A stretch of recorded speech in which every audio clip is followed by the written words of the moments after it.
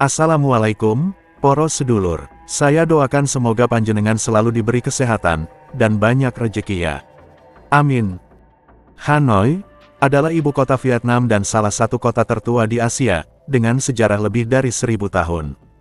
Kota ini terkenal dengan perpaduan arsitektur kolonial Prancis, kuil-kuil kuno, serta budaya tradisional yang masih kuat.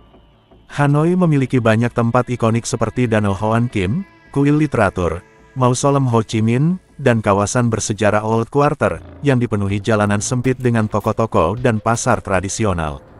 Kota ini juga dikenal dengan kuliner khasnya, seperti po, bun cha, dan banh mi. Sebagai pusat politik dan ekonomi Vietnam, Hanoi adalah kota yang dinamis dengan kombinasi antara tradisi dan modernitas, menjadikannya destinasi menarik bagi wisatawan dan pusat kehidupan masyarakat Vietnam. Polusi udara di Hanoi termasuk yang terburuk di Asia Tenggara, dengan tingkat PM2,5 yang sering melebihi ambang batas aman. Penyebab utamanya adalah asap kendaraan bermotor, industri, pembakaran sampah, dan proyek konstruksi yang menghasilkan debu serta polutan berbahaya. Dampaknya sangat serius bagi kesehatan, meningkatkan risiko penyakit pernapasan, jantung, dan stroke, serta memperburuk kualitas hidup. Selain itu, polusi juga merusak lingkungan, menurunkan daya tarik wisata, dan meningkatkan biaya kesehatan masyarakat. Pemerintah Hanoi telah berusaha mengatasi masalah ini dengan membatasi sepeda motor, mengembangkan transportasi umum, serta mendorong penghijauan kota, tetapi tantangan besar masih ada dalam mengendalikan sumber polusi. Kemacetan di Hanoi merupakan salah satu yang terburuk di Vietnam, terutama pada jam sibuk. Penyebab utamanya adalah jumlah kendaraan bermotor yang sangat tinggi, terutama sepeda motor dan mobil pribadi, yang melebihi kapasitas jalan. Infrastruktur jalan yang sempit, pertumbuhan populasi yang pesat, serta minimnya transportasi umum yang efisien memperburuk situasi. Akibatnya, perjalanan di dalam kota menjadi lambat dan tidak efisien, meningkatkan polusi udara, stres masyarakat, serta risiko kecelakaan. Pemerintah telah berupaya mengatasi kemacetan dengan membangun sistem metro, memperbanyak bus umum, dan merencanakan pembatasan sepeda motor di pusat kota, tetapi tantangan besar masih tetap ada. Sanitasi di Hanoi masih menghadapi berbagai masalah, terutama di daerah padat penduduk dan kawasan pasar tradisional. Sistem drainase yang buruk sering menyebabkan genangan air dan banjir saat hujan, memperburuk kondisi kebersihan. Sampah yang menumpuk di jalanan dan sungai, terutama di area perkotaan, juga menjadi masalah serius karena pengelolaannya belum optimal. Selain itu, polusi air sungai, seperti di Sungai Tulik, disebabkan oleh limbah domestik dan industri yang dibuang tanpa pengolahan memadai. Meskipun pemerintah terus meningkatkan infrastruktur sanitasi, seperti sistem pengolahan limbah dan kampanye kebersihan, tantangan dalam perubahan perilaku masyarakat serta pengelolaan sampah masih perlu diperbaiki. Bisnis jual-beli jajanan apem nikmat dan hangat di Hanoi tetap menjadi masalah meskipun ilegal di Vietnam. Industri ini berkembang secara tersembunyi di berbagai tempat, seperti pijat place, karaoke, bar, dan hotel tertentu. Beberapa area di kota dikenal sebagai pusat aktivitas perdagangan jajanan apem terselubung, dengan praktik yang sering melibatkan perantara atau jaringan terorganisir. Tingginya permintaan, kondisi ekonomi, serta lemahnya penegakan hukum membuat bisnis ini tetap ada. Selain itu, perdagangan jajanan apem di Hanoi juga dikaitkan dengan risiko perdagangan manusia, eksploitasi, dan penyebaran penyakit menular unclup-unclup. Meskipun pemerintah terus melakukan razia dan upaya pemberantasan, industri ini masih sulit untuk dihapus sepenuhnya. Pergaulan bebas dan unclup-unclup pada remaja di Hanoi, Vietnam, mencerminkan perubahan sosial yang terjadi seiring modernisasi dan globalisasi.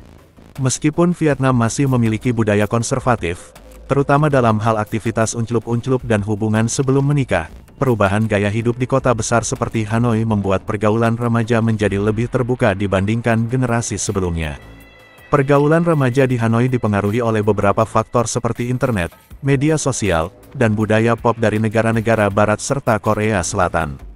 Hal ini membuat banyak anak muda lebih terbuka terhadap konsep pacaran, pergaulan campuran antara laki-laki dan perempuan, serta kebebasan dalam bersosialisasi. Banyak remaja tidak lagi malu menunjukkan kemesrun di tempat umum, seperti berpegangan tangan atau adu jigong. Klub malam, kafe, dan bar menjadi tempat nongkrong yang semakin populer di kalangan remaja dan mahasiswa. Remaja menghadapi dilema antara mengikuti nilai tradisional keluarga atau menyesuaikan diri dengan gaya hidup modern. Meskipun Vietnam masih menganggap unclup-unclup sebelum menikah sebagai hal yang tabu, kenyataannya banyak remaja yang mulai mengeksplorasi kehidupan unclup-unclup mereka. Namun, karena kurangnya pendidikan unclup-unclup yang komprehensif di sekolah, banyak dari mereka yang kurang memahami risiko yang terkait. Studi menunjukkan bahwa semakin banyak remaja Vietnam, terutama di perkotaan, yang aktif secara aktivitas unclup-unclup sebelum menikah. Pendidikan unclup-unclup di sekolah masih terbatas, sehingga banyak remaja mendapatkan informasi dari internet atau teman sebaya, yang seringkali kurang akurat. Beberapa remaja masih enggan menggunakan alat pengaman ketika unclup-unclup karena kurangnya pemahaman atau takut dianggap tidak bermoral. Meskipun angka kehamilan remaja di Vietnam lebih rendah dibandingkan negara lain di Asia Tenggara, kasus ini tetap menjadi perhatian karena stigma sosial yang kuat. Banyak organisasi dan klinik mulai memberikan layanan konsultasi dan akses ke alat pengaman unclup bagi remaja untuk mengurangi risiko kehamilan yang tidak direncanakan serta penyakit menular unclup. Secara keseluruhan, pergaulan bebas dan aktivitas unclup pada remaja di Hanoi semakin berkembang seiring perubahan sosial, meskipun masih ada pengaruh kuat dari budaya tradisional. Perubahan ini menunjukkan perlunya pendidikan unclup yang lebih baik agar remaja dapat membuat keputusan yang lebih bijak mengenai hubungan dan kesehatan mereka. Hanoi adalah ibu kota Vietnam dan pusat ekonomi yang berkembang pesat. Namun, di balik kemajuan tersebut, pengangguran dan kemiskinan masih menjadi masalah yang signifikan, terutama bagi kelompok berpenghasilan rendah. Meskipun Hanoi memiliki tingkat pengangguran yang lebih rendah dibandingkan daerah pedesaan di Vietnam, beberapa faktor tetap menyebabkan pengangguran tinggi di kelompok tertentu. Hanoi memiliki banyak lulusan universitas, tetapi pasar kerja tidak cukup luas untuk menampung mereka semua. Banyak lulusan bekerja di sektor informal atau pekerjaan di luar bidang studi mereka.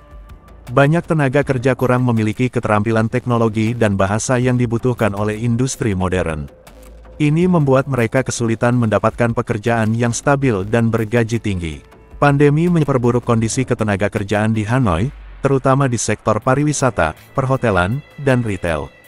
Meskipun ekonomi mulai pulih, banyak pekerja belum mendapatkan pekerjaan tetap kembali. Sebagian besar tenaga kerja di Hanoi bekerja di sektor informal, seperti pedagang kaki lima, sopir ojek, dan buruh harian. Mereka tidak memiliki jaminan sosial, asuransi, atau pendapatan yang stabil. Banyak penduduk desa datang ke Hanoi untuk mencari pekerjaan tetapi kesulitan mendapatkan pekerjaan yang sesuai, menyebabkan peningkatan jumlah pengangguran dan pekerjaan informal. Meskipun Hanoi berkembang pesat, kesenjangan antara kelas kaya dan miskin semakin lebar. Sementara kelompok kaya menikmati standar hidup yang tinggi, kelompok miskin kesulitan memenuhi kebutuhan dasar.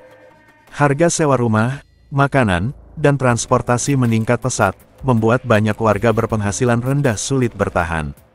Pendatang dari desa seringkali harus tinggal di pemukiman kumuh atau rumah sewa sempit dengan fasilitas terbatas. Anak-anak dari keluarga miskin seringkali kesulitan mengakses pendidikan berkualitas karena biaya sekolah yang tinggi. Layanan kesehatan juga masih mahal bagi kelompok berpenghasilan rendah, menyebabkan mereka kesulitan mendapatkan perawatan medis yang layak. Banyak pekerja di sektor informal tidak mendapatkan tunjangan sosial, seperti asuransi kesehatan dan pensiun, yang membuat mereka lebih rentan jatuh ke dalam kemiskinan saat menghadapi situasi darurat. Pengangguran dan kesulitan ekonomi seringkali mendorong beberapa orang ke dalam aktivitas ilegal seperti pencurian, penipuan, dan perdagangan narkoba. Beberapa orang juga terlibat dalam pekerjaan ilegal atau eksploitasi, seperti prostitusi dan kerja paksa. Sanitasi yang buruk dan kepadatan tinggi di daerah miskin meningkatkan risiko penyakit menular. Anak-anak yang tumbuh di lingkungan ini seringkali kesulitan keluar dari siklus kemiskinan karena akses terbatas ke pendidikan dan peluang kerja.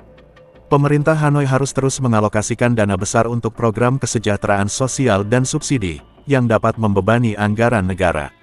Meskipun masalah ini cukup serius, pemerintah dan berbagai organisasi telah melakukan beberapa langkah untuk mengatasinya. Pemerintah Vietnam meningkatkan pelatihan kejuruan agar tenaga kerja lebih siap menghadapi pasar kerja modern. Terima kasih banyak telah menonton, semoga terhibur dan bermanfaat. Akhir kata, wassalamualaikum. Sampai jumpa di segmen berikutnya.